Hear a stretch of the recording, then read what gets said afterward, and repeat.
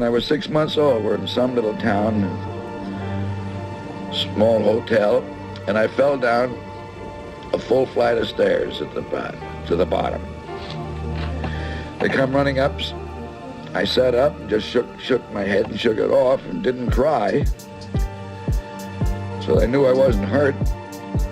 And Houdini says that was sure a buster, meaning a fall, because that's the only time it was used. It meant a bronco buster or a fall. It was never used as a name. My father said, well, that would be a good name for him. It don't sound bad. Now, I was born with the Keaton Houdini Medicine Show Company on a one-night stand in Kansas.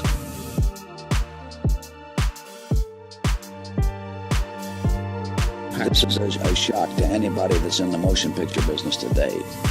I mean, you're veterans of the pictures of the last 25 years or so that didn't know the silent days. A feature-length picture, neither Chaplin, Harold Lloyd, or myself ever had a script. That sounds impossible to anybody today in the picture business. We never even thought of writing a script. We didn't need to. By the time we had talked and worked out what we thought was a picture, for instance, we always got a start. People always come up with a start. So that's funny. That's a good start. We want to know the finish right then and there. See, there's nothing else to work on but the finish. And if we can't round it out, just something we like, we throw that one away and start on a new one. What good would a script been to me? You just throw gags out right and left when we're shooting because they don't stand up and they don't work well. And then the accidental ones come. Well, you see, I learned that from the stage. That I was the type of comedian that if I laughed at what I did, the audience didn't. So I just automatically got to that stage where the more seriously I took my work, the better laughs I got.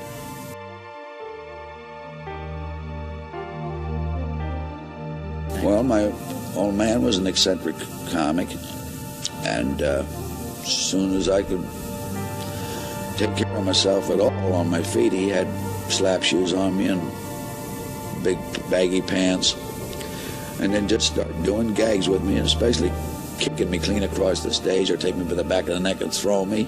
And as I grew used to doing it and knew how to do it, the throws become longer. By the time I got up to around 7 and 8 years old, we were called the roughest actors ever in the history of the stage.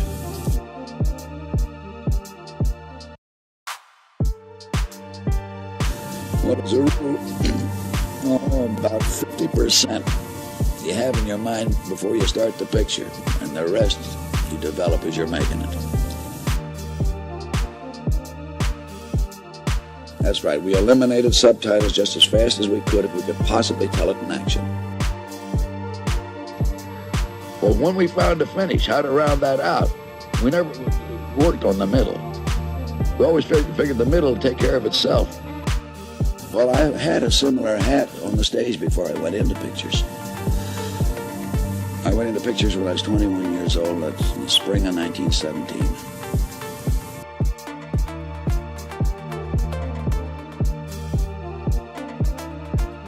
I went into pictures with Roscoe Arbuckle. I mean, his pictures are the first ones I appeared in.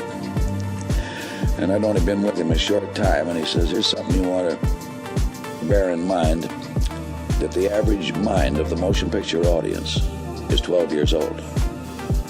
It's a 12-year-old mind. Sure entertaining. I was only with him about another couple of months or something like that, and I said, Roscoe, something tells me that those that continue to make pictures for 12-year-old minds ain't going to be with us long.